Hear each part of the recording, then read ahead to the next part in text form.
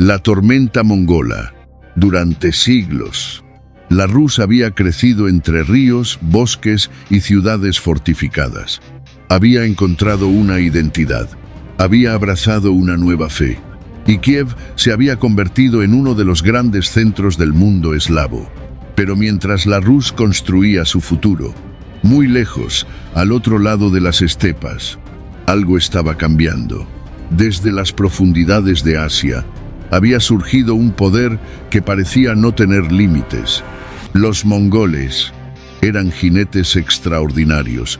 Se movían con una velocidad que ningún ejército europeo podía igualar. Podían recorrer enormes distancias, atacar cuando el enemigo menos lo esperaba y desaparecer antes de que pudiera reaccionar. Pero su mayor arma no era solamente el caballo, era la organización, la disciplina, la estrategia y un sistema militar construido para conquistar, bajo el liderazgo de Genghis Khan.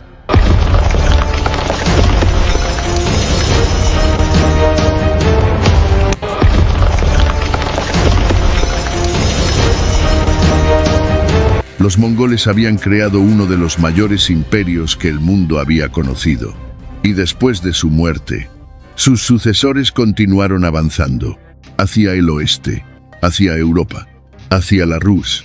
En las ciudades rusas, las noticias comenzaron a llegar. Primero fueron rumores, después testimonios de comerciantes, luego refugiados. Habían visto ciudades destruidas, habían visto ejércitos enteros desaparecer y hablaban de guerreros que parecían surgir de la propia tierra. Pero los príncipes de la Rus estaban divididos. Cada ciudad defendía sus propios intereses. Cada príncipe protegía su propio territorio. Y mientras ellos discutían, el ejército mongol avanzaba.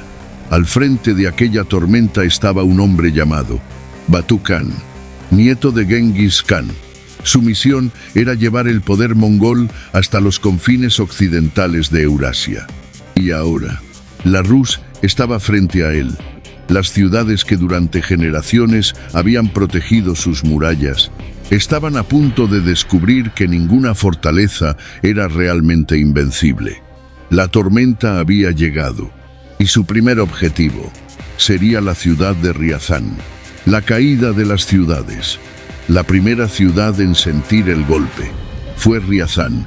Los mongoles llegaron ante sus murallas y exigieron su rendición.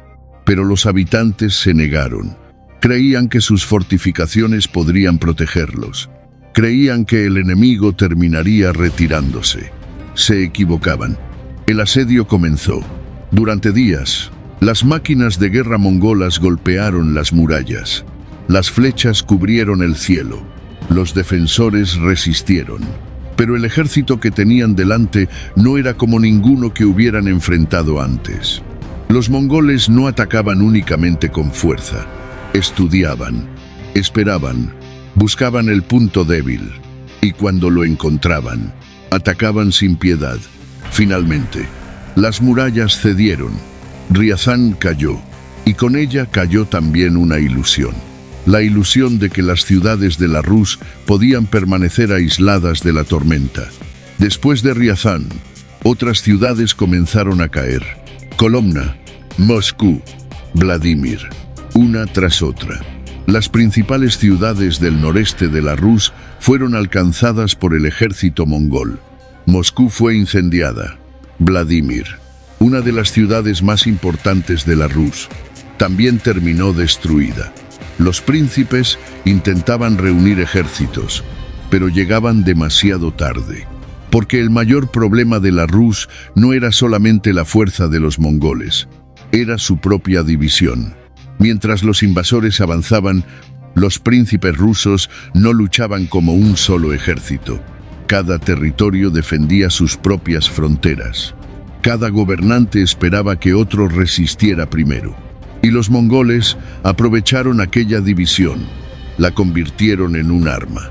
En pocos años, la antigua Rus había quedado de rodillas, pero todavía quedaba una ciudad. una ciudad que había sido durante siglos el corazón político y espiritual de aquella civilización, Kiev. Y ahora, el ejército de Batú Khan se dirigía hacia ella. La ciudad que había dado nacimiento a la Rus estaba a punto de enfrentarse a su hora más oscura. Kiev, la ciudad que cayó. En el invierno de 1240, el ejército mongol llegó frente a las murallas de Kiev. Durante siglos, aquella ciudad había sido el corazón de la Rus. Desde sus calles habían gobernado los grandes príncipes. Desde sus templos se había extendido la fe cristiana. Y desde sus mercados habían llegado comerciantes de tierras lejanas. Kiev no era solamente una ciudad, era el símbolo de una civilización. Por eso, su caída tendría un significado mucho mayor que la pérdida de una batalla. Los mongoles rodearon la ciudad. Sus habitantes contemplaron desde las murallas un ejército que parecía no tener fin. Caballos, arqueros, máquinas de asedio, miles de guerreros preparados para atacar. Los defensores sabían lo que había ocurrido en las demás ciudades. Sabían que rendirse podía significar perderlo todo, pero también sabían que resistir podía significar la muerte, y decidieron luchar. Durante días, las murallas soportaron el ataque. Los mongoles utilizaron catapultas y máquinas de asedio. Golpearon las defensas una y otra vez, hasta que finalmente una parte de las murallas comenzó a ceder. Los defensores intentaron reforzar las brechas, pero el ejército mongol seguía avanzando. Y entonces, Kiev fue tomada. La ciudad quedó devastada. Sus edificios fueron destruidos. Sus habitantes fueron asesinados o capturados. Y el gran centro de la antigua Rus quedó reducido a ruinas. La caída de Kiev marcó un antes y un después. La Rus de Kiev, la poderosa civilización que había dominado las rutas del este de Europa, ya no existía como antes. Pero los mongoles no necesitaban destruir cada ciudad para controlar la Rus. Habían descubierto algo mucho más efectivo: gobernar desde lejos, exigir tributo y utilizar a los propios príncipes rusos para mantener el territorio bajo control. De las conquistas de Batú Khan nacería una nueva potencia, la Horda de Oro. Y durante más de 2 siglos, los príncipes rusos tendrían que mirar hacia las estepas antes de tomar cualquier decisión. Pero mientras la antigua Rus sufría bajo el dominio mongol, una pequeña ciudad comenzaba a crecer en silencio. Una ciudad que todavía no parecía importante. Una ciudad que nadie imaginaba que algún día se convertiría en el corazón de Rusia. Su nombre era Moscú, el yugo de la Horda. La caída de Kiev no significó el final de la Rus. Significó el comienzo de una nueva era. Los mongoles habían destruido ciudades, habían derrotado ejércitos, pero ahora necesitaban algo más importante: controlar el territorio. Desde las inmensas estepas del Volga, la Horda de Oro comenzó a ejercer su dominio sobre los principados rusos. Los príncipes podían conservar sus tierras, podían mantener sus títulos, incluso podían seguir gobernando sus ciudades. Pero había una condición: debían obedecer al Khan y pagar tributo cada año. Riquezas, pieles, metales y otros bienes salían de las tierras rusas hacia las estepas. Y cuando un nuevo príncipe quería gobernar, debía viajar hasta la corte del Khan para recibir su autorización. Era una humillación. Los gobernantes de la Rus ahora tenían que inclinarse ante un poder extranjero. Pero también ocurrió algo inesperado. Los mongoles permitieron que los principados rusos conservaran buena parte de sus tradiciones. La Iglesia Ortodoxa mantuvo sus propiedades y su influencia.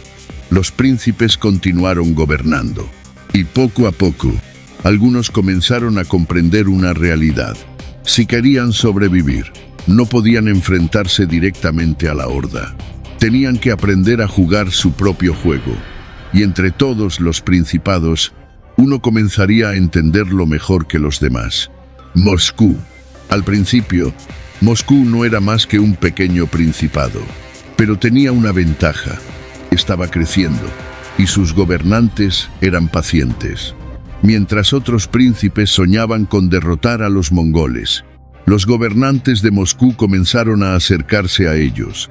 No buscaban una guerra, buscaban una oportunidad, porque algunas veces el camino para derrotar a un imperio comienza aprendiendo a sobrevivir bajo su sombra, y Moscú estaba a punto de aprender esa lección. El ascenso de Moscú, la ciudad que aprendió a esperar. Durante mucho tiempo, Moscú fue una ciudad pequeña. No tenía la grandeza de Kiev, no tenía la riqueza de Novgorod, y tampoco parecía destinada a convertirse en el centro de una gran nación. Pero Moscú tenía algo que sus rivales no siempre comprendían: paciencia. Sus príncipes entendieron que enfrentarse directamente contra la Horda de Oro podía significar la destrucción. Así que eligieron otro camino. En lugar de desafiar al Khan, buscaron su confianza. Y uno de los hombres que mejor entendió aquel juego fue Iván I, conocido como Iván Kalitta. Mientras otros príncipes luchaban por conseguir poder, Iván acumulaba influencia, recaudaba tributos para la Horda, mantenía buenas relaciones con el Khan y utilizaba esa posición para fortalecer Moscú. Compraba tierras, aumentaba los territorios del principado, fortalecía la ciudad, y poco a poco, Moscú comenzó a convertirse en algo más que una pequeña fortaleza. Se estaba convirtiendo en un centro de poder. Pero había otra transformación todavía más importante. La Iglesia Ortodoxa comenzó a mirar hacia Moscú, y cuando la sede del Metropolitano se estableció allí, la ciudad adquirió una nueva autoridad. Moscú ya no era solamente un principado, comenzaba a convertirse en el corazón espiritual de la Rus. Y eso cambiaría para siempre el equilibrio de poder, porque mientras Kiev permanecía debilitada, Moscú estaba creciendo, silenciosamente, pacientemente, generación tras generación. Pero tarde o temprano, llegaría el momento de dejar de sobrevivir y comenzar a resistir. Ese momento llegó en el año 1380, Kulikovo, el primer gran golpe. Durante más de un siglo, los príncipes rusos habían aprendido a vivir bajo la sombra de la Horda. Pero una nueva generación comenzaba a pensar diferente. Ya no querían solamente sobrevivir, querían recuperar su libertad. En Moscú, un joven príncipe llamado Dmitri comenzó a reunir a los distintos principados. Sabía que enfrentarse a la Horda sería extremadamente peligroso, pero también sabía algo más. Si los rusos continuaban divididos, nunca podrían liberarse. En el año 1380, Dmitri reunió un ejército y marchó hacia el sur. Su destino era el río Don. Allí, en un lugar conocido como Kulikovo, lo esperaba el ejército de la Horda. Miles de guerreros se prepararon para la batalla. Durante horas, la llanura se convirtió en un campo de muerte. Caballería contra caballería, arqueros contra soldados, espadas, lanzas y gritos que podían escucharse a kilómetros. Pero aquel día ocurrió algo que parecía imposible. El ejército ruso resistió y finalmente la Horda fue derrotada. Dmitri había conseguido una victoria histórica. Desde entonces sería conocido como Dmitri Donskoy. La batalla de Kulikovo no terminó con el dominio mongol. La Horda seguía siendo poderosa. Moscú todavía tenía que pagar tributo, pero algo había cambiado. Los príncipes rusos habían descubierto que podían enfrentarse a sus dominadores, y Moscú había demostrado que podía liderar esa resistencia. La batalla había terminado, pero el verdadero combate por la libertad apenas comenzaba. El fin del yugo. Pasaron los años. La Horda de Oro comenzó a debilitarse. Sus territorios se dividieron. Sus gobernantes luchaban entre ellos. Y mientras la antigua potencia mongola perdía fuerza, Moscú continuaba creciendo, hasta que apareció otro gobernante, Iván III, Iván el Grande. A diferencia de sus antepasados, ya no estaba dispuesto a aceptar la autoridad de la Horda. Dejó de pagar tributo, y con aquella decisión desafió abiertamente al poder que durante generaciones había dominado la Rus. En 1480, los ejércitos de Iván III y de la Horda se encontraron frente al río Ugra. Durante semanas, ambos permanecieron frente a frente, esperando, observando. Ninguno quería lanzar el primer ataque. Finalmente, el ejército de la Horda se retiró. No hubo una gran batalla, no hubo una masacre, pero aquel momento tuvo una importancia enorme, porque después de más de 2 siglos, la dominación mongola sobre las tierras rusas llegaba a su fin. Moscú era libre, y ahora ya no tenía que pedir permiso a ningún kan para decidir su destino. Iván III comenzó entonces a reunir los territorios rusos bajo su autoridad. Moscú se convirtió en el centro de un estado cada vez más poderoso. Las antiguas tierras de la Rus comenzaban a reunirse nuevamente. Pero Iván III no quería simplemente reconstruir el pasado. Quería crear algo nuevo. Un estado fuerte, centralizado, independiente y con una identidad propia. Rusia estaba dejando atrás la Edad Media y Moscú estaba a punto de convertirse en el corazón de una nueva potencia. Durante siglos, Rusia había luchado por sobrevivir, había resistido invasiones, había soportado el dominio mongol y finalmente había recuperado su independencia. Pero ahora comenzaba una nueva etapa. Moscú ya no quería solamente sobrevivir, quería conquistar, quería expandirse. Quería convertirse en un estado capaz de rivalizar con las grandes potencias de Europa y Asia. Y para lograrlo, Rusia necesitaría un gobernante dispuesto a llevar el poder hasta sus límites. Un hombre marcado por la tragedia, por la desconfianza y por una ambición extraordinaria. Su nombre era Iván IV. La historia lo recordaría como Iván el Terrible. Iván el Terrible, el niño del Kremlin, antes de convertirse en zar, antes de conquistar ciudades, antes de convertirse en uno de los hombres más temidos de Europa. Iván era solamente un niño. Nació en 1530. Su padre murió cuando apenas tenía 3 años. Y pocos años después, murió también su madre. El heredero del trono quedó entonces rodeado por los poderosos boyardos, familias nobles que competían entre ellas por controlar el Estado. El joven Iván creció viendo conspiraciones, traiciones, luchas por el poder y violencia dentro del propio Kremlin. Según las crónicas, el niño fue tratado con desprecio por algunos de los hombres que debían protegerlo. Aquella infancia dejó una marca profunda. Iván aprendió muy pronto una lección. En el mundo del poder, confiar en los demás podía ser peligroso. Y cuando llegó el momento de gobernar, esa desconfianza se convertiría en una de las características más importantes de su reinado. En 1547, cuando tenía apenas 16 años, Iván fue coronado. Pero no quiso ser simplemente el gran príncipe de Moscú. Adoptó un título mucho más poderoso, zar de todas las Rusias. La palabra zar evocaba a los antiguos césares, y el mensaje era claro. Moscú ya no era un pequeño principado. Rusia se veía a sí misma como una potencia heredera de una gran tradición imperial. Había comenzado una nueva era, y el joven zar estaba dispuesto a transformar Rusia para siempre. Iván el Terrible, el zar que expandió Rusia. Iván había heredado un país que todavía estaba consolidándose, pero no quería limitarse a gobernarlo. Quería hacerlo más fuerte, más grande y más difícil de desafiar.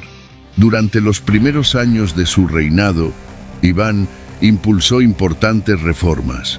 Reorganizó la administración, fortaleció el ejército y comenzó a concentrar cada vez más poder en manos del zar. Pero su mayor ambición estaba más allá de las fronteras de Moscú. Al este se encontraban los antiguos territorios dominados por los sucesores de la Horda de Oro. Y allí estaba uno de los mayores enemigos de Rusia, el Kanato de Kazán. Durante años, los rusos habían sufrido sus incursiones. Ahora, Iván decidió acabar con aquella amenaza. En 1552, el ejército ruso marchó hacia Kazán. La ciudad estaba fuertemente fortificada, pero Iván no llegó solamente con soldados. Llevó artillería, ingenieros y nuevas técnicas de asedio. Después de semanas de combate, las defensas de Kazán finalmente cedieron. La ciudad cayó, y con ella, uno de los principales poderes musulmanes de la región del Volga. 4 años después, Iván conquistó Astracán. Ahora Rusia controlaba gran parte del curso del Volga. El antiguo enemigo que durante generaciones había amenazado a Moscú estaba siendo desplazado, y por primera vez, Rusia tenía una ruta abierta hacia las inmensas tierras del este. Pero Iván no se detuvo. La frontera rusa comenzaba a extenderse hacia territorios que parecían no tener fin.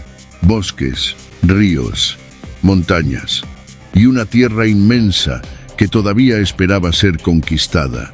Siberia, el pequeño principado que había sobrevivido a los mongoles, comenzaba a transformarse en algo mucho más grande. Un imperio estaba tomando forma, pero cuanto más poder acumulaba Iván, más profunda se hacía su desconfianza.